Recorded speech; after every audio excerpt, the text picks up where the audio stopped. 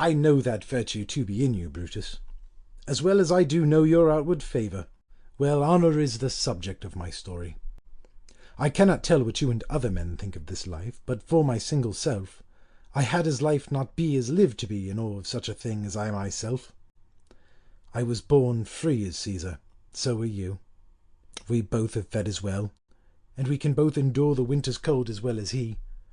For once, upon a raw and gusty day, the troubled Tiber chafing at her shores, Caesar said to me, "Darest thou, Cassius, now leap in with me into this angry flood and swim to yonder point?"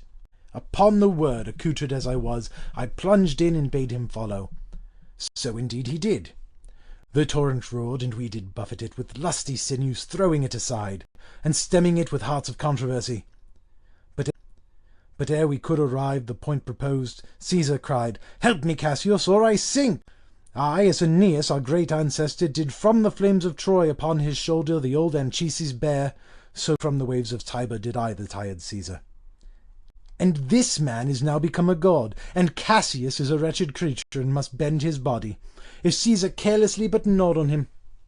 He had a fever when he was in Spain, and when the fit was on him I did mark how he did shake. 'Tis true this god did shake. His coward lips did from their colour fly, and that same eye whose bend doth all the world did lose his lustre. I did hear him groan, aye, and that tongue of his bade the Romans mark him and write his speeches in their books.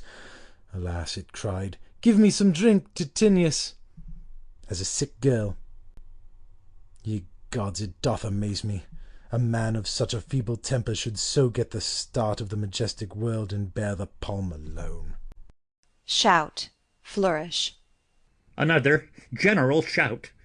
I do believe that these applauses are for some new honours that are heaped on Caesar.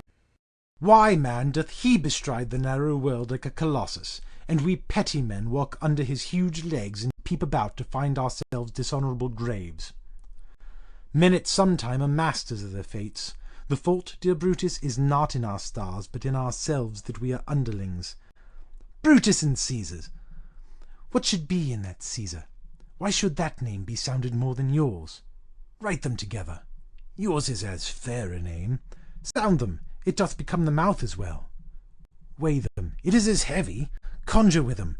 Brutus will start a spirit as soon as Caesar. Now, in the names of all the gods at once, upon what meat doth this our Caesar feed that he is grown so great? Age, thou art shamed. Rome, thou hast lost the breed of noble bloods. When went there by an age since the great flood but it was famed with more than one man? When could they say till now, that talked of Rome, that her wide walls encompassed but one man? Now is it Rome indeed, and room enough, when there is in it but one only man? Oh, you and I have heard our fathers say there was a Brutus once, that would have brooked the eternal devil to keep his state in Rome as easily as a king.